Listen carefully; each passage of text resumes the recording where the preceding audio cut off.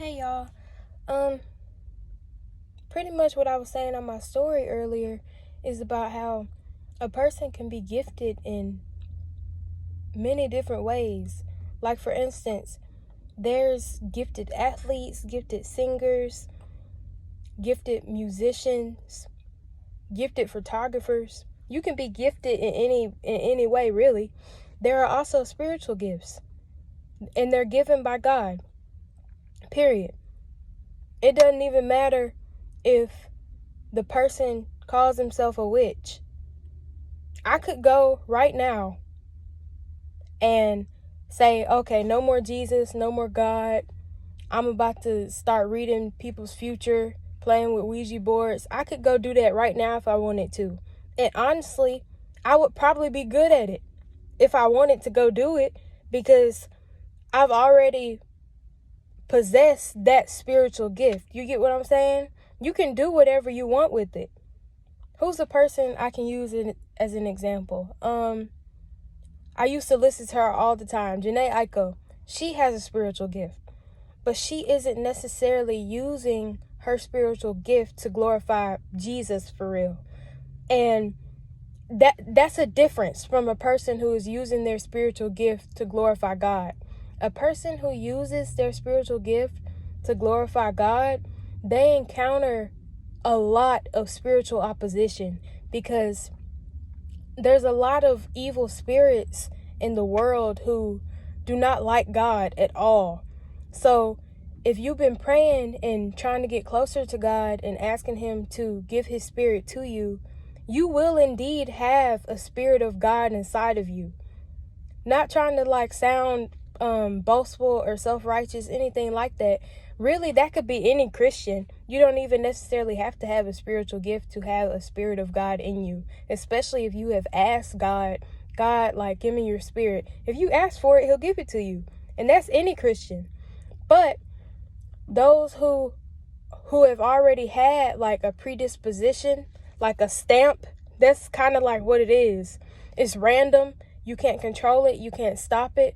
God just gives certain spiritual gifts to people out the blue. You can do whatever you want with it. Witches, soothsayers, people who kind of have easy access to spirits, they all have spiritual gifts, even if they're not Christians. It's all the same thing. You can do whatever you want with your spiritual gift. My point is just saying that those who are using theirs to talk about Jesus and spread that gospel, we encounter a lot of opposition. And basically what that is, it's called spiritual warfare. Basically what spiritual warfare is a person or thing. It's usually people around you. It's like a automatic opposition they'll have towards you, just out the blue for no reason.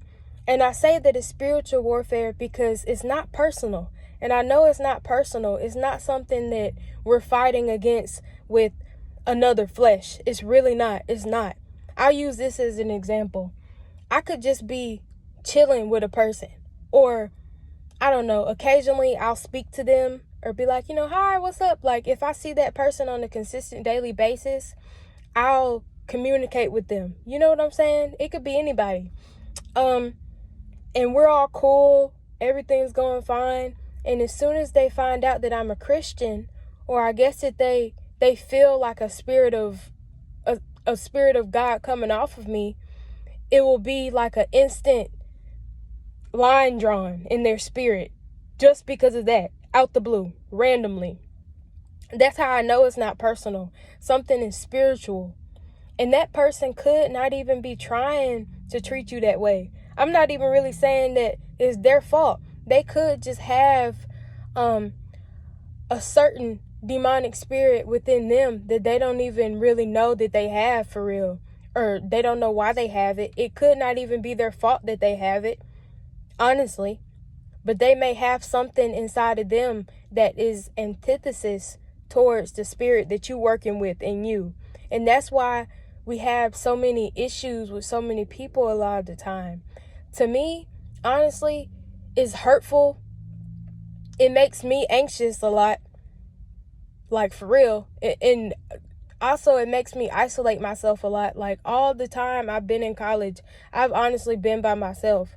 I don't really like be in groups of people like that for real, because it just makes me nervous. And you pick up on other people's spirits very easily, like very easily. It feels a lot of the time like a burden, honestly, and it comes with a lot of responsibility. Even though I'm not saying that it's not a blessing, but a lot of the times for me, at least personally, it's felt like a curse in a lot of ways. And I'm not trying to be self-righteous or dramatic. Like, I'm really not. I'm just trying to explain how I feel a lot of the time and what spiritual warfare really is.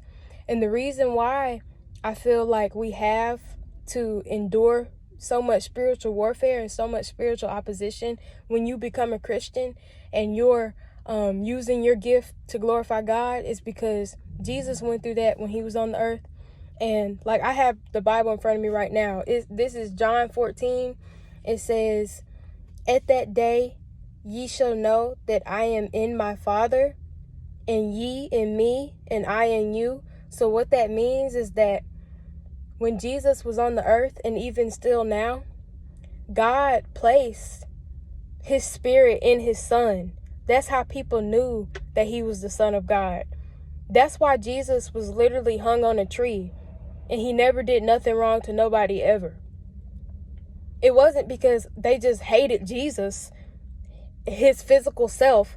It wasn't necessarily even his physical self. It was the Spirit of God inside of them, inside of him, that the church and a lot of the people who thought that they were doing God's will, but they really had an evil spirit within them.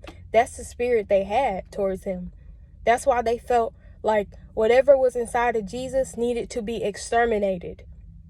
That's why he was crucified. And any Christian, anyone who has a spiritual gift and you're trying to glorify Jesus with that gift, and God is continuously trying to put a spirit of himself inside of you, you will experience some of that same exact treatment. Just naturally. That's all I'm saying, y'all. And it gets difficult, like for real. It's really, it is hurtful. It really is. Like, I'm not playing, like for real. And this is, especially like the past couple of weeks and months for me, it's been very difficult. That's why I just say, like, pray for all of us. Like, just pray every day, because you never know what a person is dealing with. That's why I say, like, don't ever, kind of just wish that you could be in a person's predicament or in their shoes necessarily, because you don't know what it really takes to be in that predicament for real. Although it's not like I'm not suffering, I'm not, a victim in any way, because God gives you peace throughout all of this. But we're human, so a lot of this stuff is still stressful and it still hurts. But yeah, that's all I wanted to say. So God bless y'all.